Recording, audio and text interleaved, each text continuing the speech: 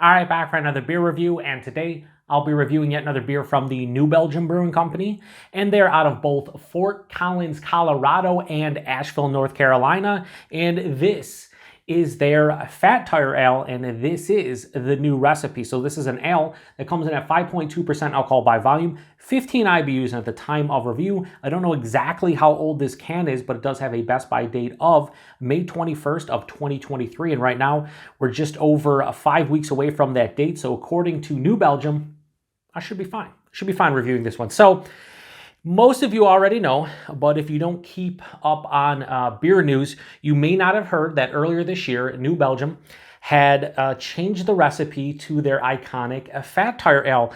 And it surprised a lot of people.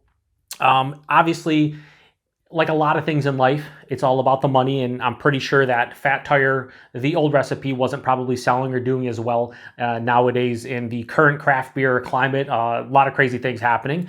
So they decided to change up the recipe. Now, I sympathize with anybody out there who loves the OG Fat Tire and maybe drinks it every day or always has 6-packs or 12-packs in the fridge. I always hate when companies, especially of well-established brands, change a recipe, whether it's a food or drink, and they call it the same thing and they keep the same name and they take away the old product.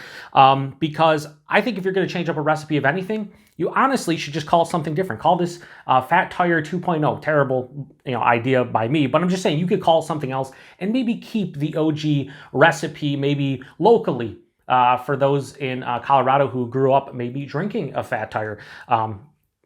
When they got the legal age. But anyway, yeah, I have had the OG Fat Tire numerous times before. I have not reviewed it on the channel. I wanted to grab a bottle so I could do like a proper side-by-side. I couldn't find one. So we're just going to review this one. And I'm going to review this one on the merits of the beer itself and not compare it to the OG recipe until the end, where I give you my thoughts on how this compares to the original Fat Tire. Because I want to know, just as a beer, how this stands up in general to all beers, not just the original recipe. And I will say, as I crack this one open, I don't love the OG Fat Tire. I think it was a good amber ale.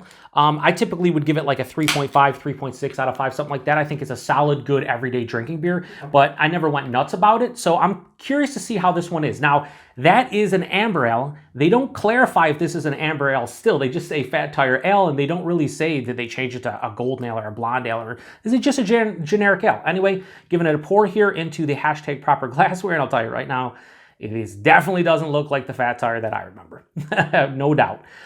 It's a little bit darker than, say, like a macro lager or something like Jenny Cream Ale, something like that. It's definitely a bit darker. On my camera, it's probably going to look more dark than it looks in person. This looks like it has a little bit of a, we'll say a bright orange color. It almost looks like a golden ale. I would say I'd call this like a golden ale or a blonde ale. Crystal clear. This has the etching at the bottom promotes carbonation. I found the word. So decent carbonation. Had about a finger of a bright white, fluffy looking head that is now dissipated to about a half a finger, I'd say. Yeah, pretty good clarity.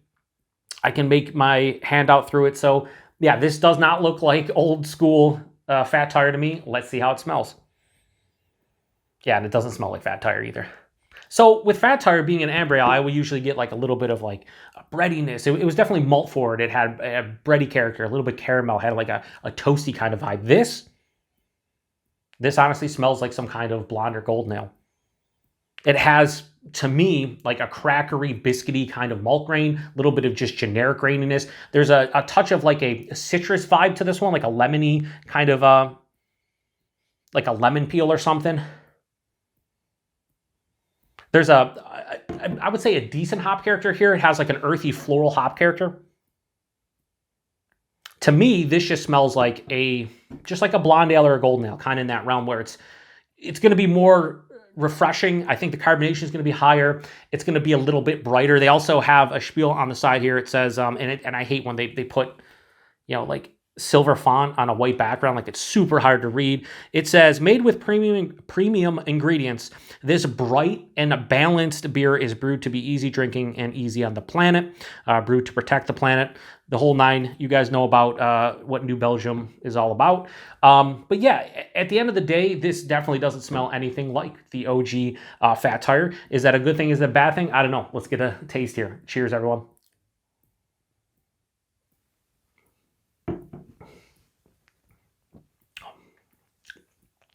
There's nothing wrong with it at all. Like, it's a nice, like, fruity, like, kind of fruity, like, yeast ester, like an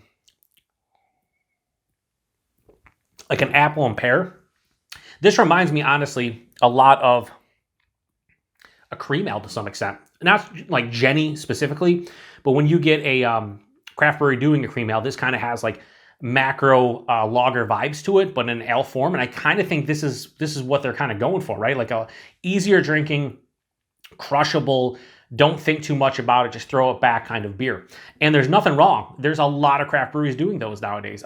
There are.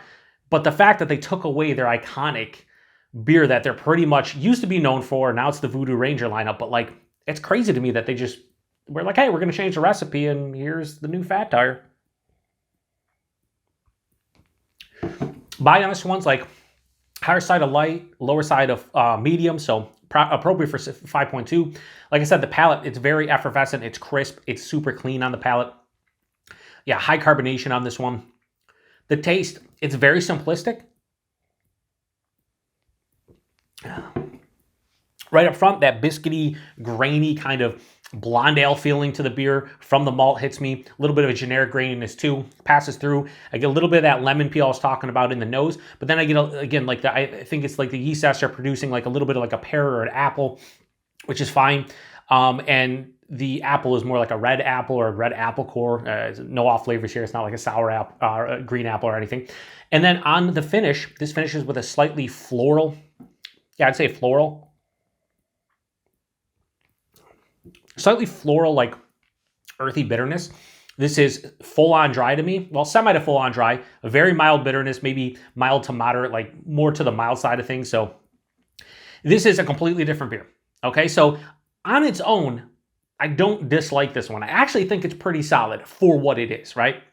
It's meant to probably compete with a lot of those macro beers or a lot of the introductory beers that folks drink when they try to get into craft beer. So the logical approach is, hey, try out some craft lagers, right? Here's a Helles lager, here's a Pilsner, things of that nature. That's where I would place this beer. This is like an introductory beer for someone trying to get into craft beer, try to understand craft beer.